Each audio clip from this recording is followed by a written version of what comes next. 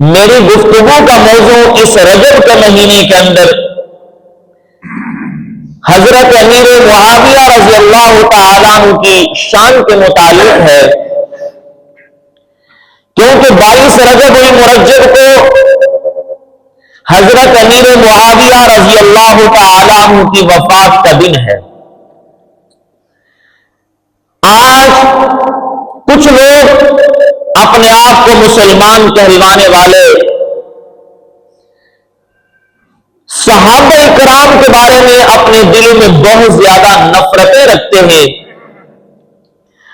اور جن صحابہ کرام کے بارے میں اپنے دلوں میں نفرتیں رکھتے ہیں ان میں سے خاص کر حضرت امیر معاویہ کے بارے میں لوگوں کے دل میں بڑی نفرتیں ہیں، اور نفرتیں پھیلانے والے وہ صرف اور صرف لوگوں کے سامنے اس بات کو پیش کرتے ہیں کہ حضرت امیر معاویہ رضی اللہ تعالی عنہ یزید کے والد ہیں، صرف اور صرف اس بات کو پیش کرتے ہیں کہ حضرت امیر معاویہ رضی اللہ تعالی عنہ کا اختلاف ہوا حضرت علی کے ساتھ، لیکن کوئی یہ نہیں بتاتا کہ حضرت امیر معاویہ رضی اللہ تعالیٰ عنہ کا مقام کیا ہے، آپ کی شان کیا ہے، آپ کا مرتبہ کیا ہے۔ حضرت امیر معاویہ رضی اللہ تعالیٰ عنہ کے خاندان کو اگر ہم دیکھتے ہیں تو حضرت امیر معاویہ رضی اللہ تعالیٰ عنہ اسی قبیلے سے تعلق رکھتے ہیں جس قبیلے سے جناب محمد الرسول اللہ صلی اللہ علیہ وسلم کا تعلق ہے، یعنی جس طرح رسول اللہ صلی اللہ علیہ وسلم قبیلہ قریش میں سے ہے، اسی طرح حضرت امیر معاویہ رضی اللہ تعالی عنہ بھی قبیلہ قریش میں سے ہیں۔ ہاں، پھر اس قبیلے میں خاندان بنو امیہ جو کہ خاندان بنو ہاشم کے بعد عظمت والا خاندان ہے، تو حضرت امیر معاویہ رضی اللہ تعالی عنہ اسی خاندان بنو امیہ کے ایک چمکتے چراغ ہیں۔ اللہ رب العزت نے ان کو جس منصب کے لیے چنا، جس کام کے لیے چنا، وہ ایک عظیم منصب اور عظیم کام۔ سب سے پہلی بات تو یہ کہ ان کی ولادت ہوئی رسول اللہ صلی اللہ علیہ وسلم کی بعثت نبوت سے 5 سال پہلے، بعثت نبوی سے 5 سال پہلے حضرت امیر معاویہ کی ولادت ہوئی، اور پھر جو انہوں نے اپنے اسلام کا اظہار کیا وہ فتح مکہ کے موقع پہ اسلام کا اظہار کیا۔ جو مکہ فتح ہوا وہ سن 8 ہجری کو جا کے فتح ہوا، لیکن حقیقت یہ ہے کہ حضرت امیر معاویہ رضی اللہ تعالی عنہ نے سن 6 ہجری میں اسلام قبول کر لیا تھا، لیکن اپنے اسلام کا اعلان اور اظہار نہیں کیا تھا۔ مشہور مورخ واقعی خود لکھتا ہے کہ حضرت امیر معاویہ رضی اللہ تعالی عنہ نے صلح حدیبیہ کے بعد اسلام قبول کر لیا تھا، اور حضرت امیر معاویہ خود بتاتے ہیں، فرماتے ہیں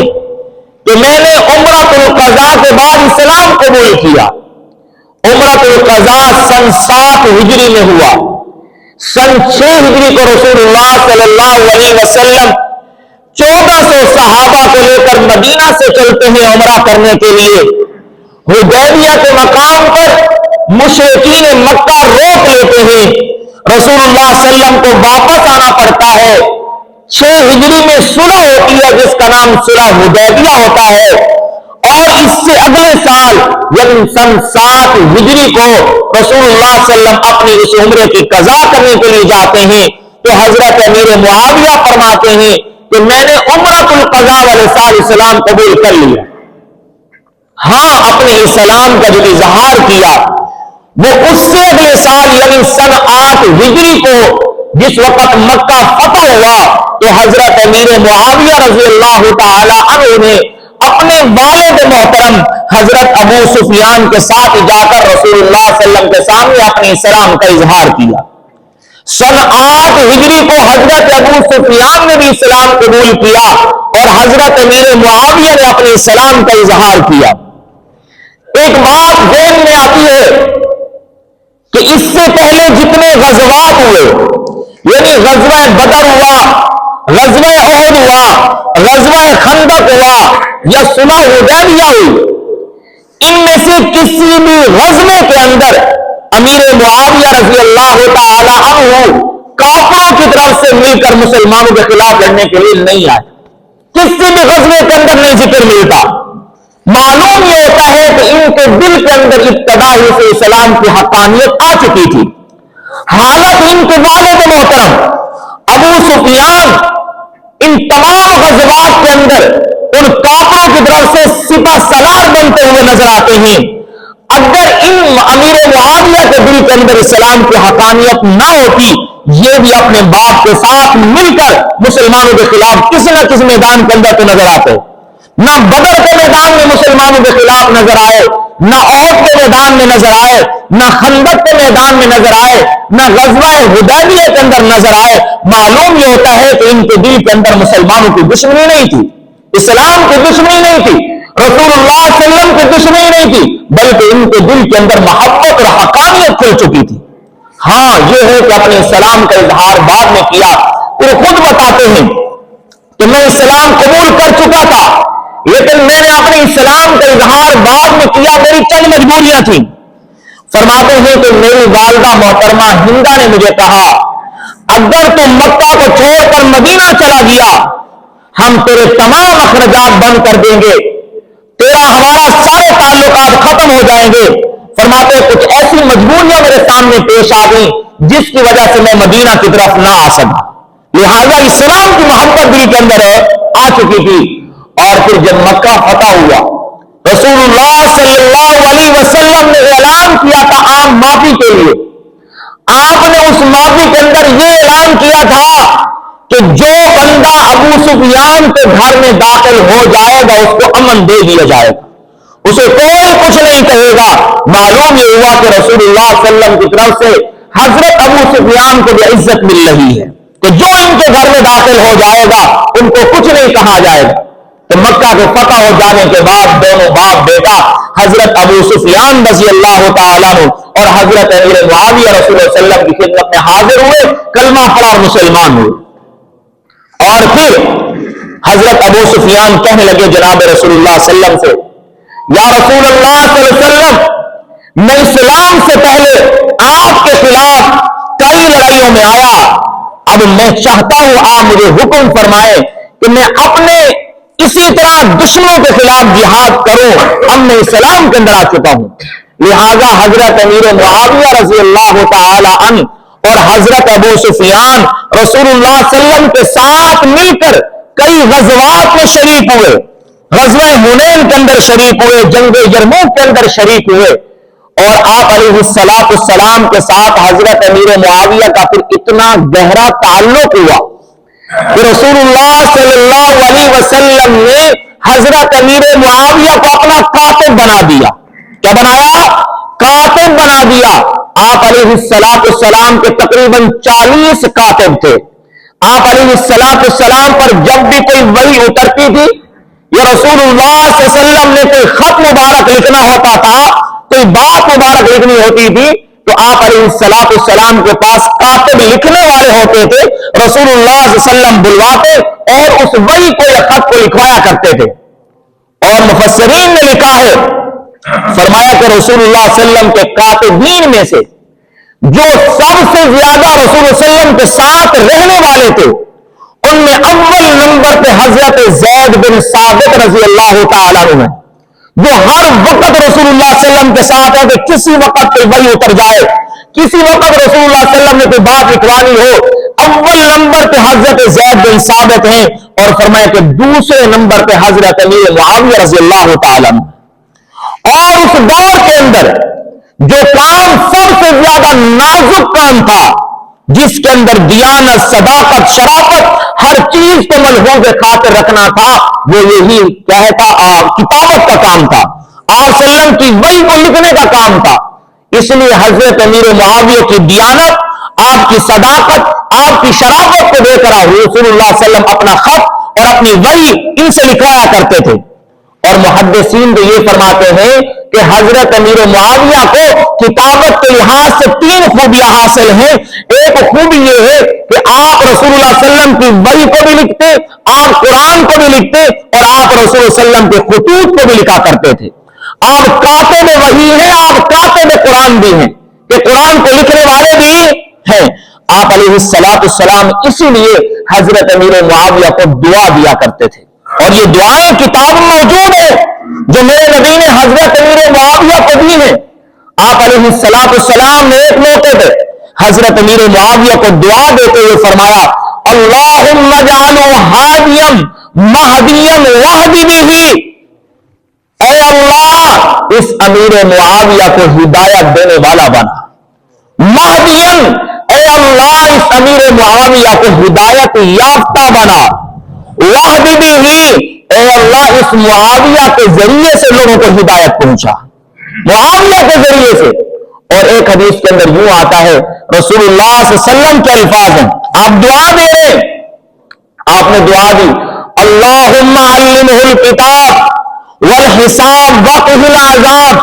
اے اللہ اس معاویہ کو حساب کتاب کا علم دے اور اسے جہنم کے عذاب سے بچا لے، جہنم کے عذاب سے، حساب کتاب کا علم دے، جہنم کے عذاب سے بچا دے۔ اور رسول اللہ صلی اللہ علیہ وسلم جو مشہور صحابی ہیں حضرت عمرو بن العاص رضی اللہ تعالیٰ عنہ، وہ فرماتے ہیں کہ میں نے رسول اللہ صلی اللہ علیہ وسلم کو خود فرماتے ہوئے سنا، آپ علیہ السلام دعا دے رہے تھے، آپ نے کیا دعا دی، اللہم علمہ الکتاب ومکن لہ فی البلاد وقہ العذاب، اے اللہ معاویہ کو کتاب کا علم عطا فرما اور اس کو شہروں کا ٹھکانہ عطا فرما اور اسے جہنم کے عذاب سے محفوظ فرما۔ لہذا یہ جملہ، یہ دعائیہ جملہ ومکن لہ فی البلاد، کہ معاویہ کو شہروں کا ٹھکانہ عطا فرما، فرمایا کہ اس سے مراد شہروں کی حکومت ہے۔ گویا کہ رسول اللہ صلی اللہ علیہ وسلم کی طرف سے ایک پیشین گوئی پیش کی جا رہی ہے۔ اور بلکہ ایک موقع پہ یوں آتا ہے کہ حضرت امیر معاویہ فرماتے ہیں کہ میں رسول اللہ صلی اللہ علیہ وسلم کو وضو کروا رہا تھا پانی لے کر، آپ علیہ السلام نے وضو کیا، وضو کرنے کے بعد میری طرف دیکھا اور آپ علیہ السلام نے فرمایا، امیر معاویہ اگر تجھے اللہ امارت سپرد کر دے، یعنی اللہ تجھے امیر بنا دے، اگر اللہ تجھے امارت سپرد کر دے تو اللہ سے ڈرتے رہنا اور انصاف کرنا۔ فرماتے تھے کہ یہ جملے میں نے سنے، میں ڈرتا تھا کہیں یہ بڑی ذمہ داری مجھ پر آ نہ جائے، اور وہی ہوا جو رسول اللہ صلی اللہ علیہ وسلم فرما گئے کہ پھر وقت آیا، اللہ نے بہت بڑی ذمہ داری دی، اس لیے اللہ نے ذمہ داری بھی اس کو دی جو ذمہ داری سنبھالنے والا تھا۔ حضرت عمر رضی اللہ تعالیٰ نے اپنے دور کے اندر لوگوں سے فرمایا کرتے تھے، لوگوں تم تو روم اور ایران کی سیاست کی باتیں کرتے ہو، ان کے حکمرانوں کی باتیں کرتے ہو، کیا تمہیں پتہ نہیں ہے تمہارے اندر معاویہ جیسا نوجوان موجود ہے، معاویہ جیسا نوجوان موجود ہے، تم ان کی سیاست کی باتیں کرتے ہو۔ اور ایک روایت میں یوں آتا ہے، ایک دن چند لوگ بیٹھے حضرت عمر کے سامنے، حضرت امیر معاویہ کے خلاف کچھ بری باتیں کرنے لگے، ان کی برائی بیان کرنے لگے۔ حضرت عمر نے ان کو ڈانٹا اور روکا، فرمایا کہ میں اپنی قوم کے اندر معاویہ جیسا نوجوان نہیں دیکھتا، کہ میری قوم کے اندر معاویہ جیسا نوجوان نہیں ہے۔ اور حضرت عمر کا جو مزاج تھا کہ آپ کبھی کسی کو گورنر بناتے کسی علاقے کا، بڑے محتاط رہتے، اس کی ہر چیز پر غور کرتے، امانت، دیانت، صداقت، شرافت، اٹھنا بیٹھنا، لباس، طرز زندگی، اور کبھی کہیں پر کوئی کمی کوتاہی دیکھتے فوراً عہدے سے ہٹا دیا کرتے تھے، آپ کا مزاج تھا۔ اور باقاعدہ طور پہ آپ گورنروں کے پاس چکر لگایا کرتے تھے اور عوام سے جا کے پوچھا کرتے تھے، ہاں بھائی میں نے فلاں کو گورنر بنایا تو شکایت ہے تو بتاؤ۔ میں نے دو واقعہ سنایا بھی تھا حضرت سعید بن عامر رضی اللہ عنہ کے متعلق۔ تو حضرت امیر معاویہ کو آپ نے شام کا گورنر بنایا، لہذا 4 سال کا عرصہ حضرت عمر کے دور کے اندر حضرت امیر معاویہ رضی اللہ تعالیٰ شام کے گورنر رہے. شام کے گورنر رہے. ایک دفعہ حضرت عمر رضی اللہ تعالیٰ تشریف لے گئے شام کے اندر. آپ نے دیکھا کہ حضرت امیر معاویہ رضی اللہ تعالیٰ عنہ نے ایک شان و شوکت والا لباس پہنا ہوا ہے, شان و شوکت والا. تو حضرت عمر رضی اللہ تعالیٰ نے ان پر اعتراض کر دیا. فرمایا کہ معاویہ آپ گورنر ہو, آپ اتنا شان و شوکت والا لباس پہن رہے ہو, یہ لباس گورنر کے لیے مجھے اچھا نہیں لگتا. گورنر کے لیے تو سادگی چاہیے, آپ شان و شوکت والا لباس پہنتے ہو. حضرت امیر معاویہ نے جواب دیا, حضرت جس علاقے میں آپ نے ہمیں رکھا ہے یہ سرحدی علاقہ ہے, یہاں پر دشمن بہت زیادہ ہے. میں سمجھتا ہوں کہ اگر میں اعلیٰ درجے کا لباس پہنوں گا, شان و شوکت والا لباس پہنوں گا, تو میں اس زہری شان و شوکت سے میرے دشمن پر روب بیٹھا رہے گا, لہذا میں اس لیے لباس پہنتا ہوں. حضرت عبد الرحمن بن عوف رضی اللہ تعالیٰ ساتھ اس وقت حضرت عمر کے ساتھ. تو حضرت عبد الرحمن بن عوف بولے حضرت عمر سے, نوجوان کے کام دیتے ہیں, اپنے الزام کو بچانے کے لیے کیسے آپ کو جواب دیا ہے, اپنے اوپر الزام نہ آ جائے, کیسے جواب دے دیا کہ میں لباس کیوں پہنتا ہوں. تو اس پر حضرت عمر نے جواب دیا, اس لیے ذمہ داری میں نے ان کے سپرد کی ہے, یہ اس کے لائق تھے تو میں ان کو ذمہ داری سپرد کروں نا, اس ذمہ داری کو سمجھتے تھے. فرمایا کہ اس لائق تھا, اس لیے میں نے اتنی بڑی ذمہ داری ان کو سپرد کی ہے. اور حضرت عمر رضی اللہ تعالیٰ کے دور کے اندر قبرص کا ایک بہت بڑا جزیرہ جو بحیرہ روم کے اندر تھا, اور یہ وہ جزیرہ تھا جس کے راستے سے روم گزر کر ملک شام اور مصر پر حملہ کر سکتے تھے, یہ وہ راستہ تھا. تو حضرت امیر معاویہ رضی اللہ تعالیٰ نے دیکھا کہ اگر کہیں ایسا ہو کہ دشمن اس راستے سے گزر کے آئے, مصر کے اوپر اور شام پر حملہ کر دے, ہم مقابلہ نہیں کر سکیں گے. حضرت عمر سے کہا آپ مجھے اجازت دیں کہ میں ایسا کروں کہ یہاں سے جاؤں اور قبرص کے جزیرے کو جا کے فتح کروں. اب اس جزیرے تک پہنچنے کے لیے درمیان میں سارا سمندری راستہ ہے, اس کے لیے باہری بیڑ تیار کرنے ہوں گے, اس کے لیے بڑی تیاری چاہیے, بڑا اسباب چاہیے. تو حضرت عمر نے فرمایا حضرت امیر معاویہ سے, دیکھیں بھی ہمارے پاس اتنے وسائل نہیں ہیں, بڑی مشکلات آئیں گی, میں کہتا ہوں آپ اس کو رہنے دیں. لیکن حضرت امیر معاویہ کے دل کے اندر یہ خواہش تھی کہ اس جزیرے کو فتح کیا جائے, اس جزیرے کے اندر اسلامی حکومت ہو تاکہ دشمن کے آنے کے سارے راستے بند کر دیے جائیں. لہذا حضرت عمر کے آخری 4 سالہ دور کے اندر آپ گورنر رہے, لیکن حضرت عمر کی اجازت نہیں تھی, آپ نے کوئی قدم نہ اٹھایا. حضرت عمر کی خلافت کے بعد, آپ کی شہادت کے بعد جب حضرت عثمان غنی رضی اللہ تعالیٰ خلیفہ بنے, تو آپ نے حضرت عثمان کے سامنے پھر یہی بات رکھی کہ آپ مجھے اجازت مرحمت فرمائے, میں چاہتا ہوں اس قبرص کے جزیرے کو فتح کیا جائے تاکہ ہمارا ملک شام بھی محفوظ ہو جائے اور مصر بھی محفوظ ہو جائے. کیونکہ اس وقت ملک شام اور مصر کے اندر اسلام کا جھنڈا بلند کیا جاتا تھا کہ کہیں دشمن حملہ نہ کر دے. حضرت عثمان نے اجازت دے دی. لہذا حضرت امیر معاویہ رضی اللہ تعالی عنہ نے ایک بہت بڑا باہری بیڑا تیار کیا اور لشکر تیار کیا. سمندر کے راستے سے آپ نے جا کر اس جزیرے کو فتح کیا اور وہاں پر جا کر اسلام کا جھنڈا بلند کیا. تو اس موقع پہ ایک حدیث ذہن میں آتی ہے, رسول اللہ صلی اللہ علیہ وسلم کا فرمان ہے کہ اول جیش من امتی یغزو البحر فقد وجبوا, فرمائے کہ میری امت کے اندر جو سب سے پہلے باہری جہاد لڑے گا اس پہ جنت واجب ہوگی. اور مورخین لکھتے ہیں کہ سب سے پہلے اس امت کے اندر, امت مسلمہ کے اندر سب سے پہلا باہری جہاد لڑنے والے حضرت امیر معاویہ رضی اللہ تعالی. تو اب سمجھے گا میری اس بات کو کہ حضرت امیر معاویہ رضی اللہ تعالیٰ کے لیے میرے نبی کی پیشین گویاں جنت کی پہلے آ چکی ہے. آپ علیہ السلام نے فرمایا تھا نا کہ امیر معاویہ, اللہ تجھے اگر ہمارا سپرد کر دے تو اللہ سے ڈرتے رہنا اور انصاف کرتے رہنا. حضرت علی رضی اللہ تعالیٰ عنہ اپنے ساتھیوں سے فرمایا کرتے تھے کہ امیر معاویہ اپنے وقت کا وہ گورنر ہے کہ اس کی رعایا اس سے محبت کرتی ہے, وہ اس رعایا سے محبت کرتا ہے. ایسا نہیں کہ رعایا ان سے نفرت کرتی ہو بلکہ محبت کرتی ہے. اور اس لیے کہ رسول اللہ صلی اللہ علیہ وسلم کی دعائیں ان کے ساتھ تھی. حدیث میں آتا ہے کہ آپ علیہ السلام کے ساتھ ایک دفعہ سواری پر سوار تھے, آپ کے پیچھے بیٹھے ہوئے تھے.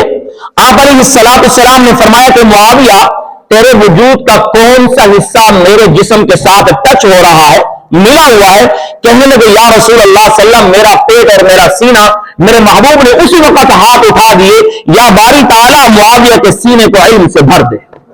معاویہ کے سینے کو علم سے بھر دے.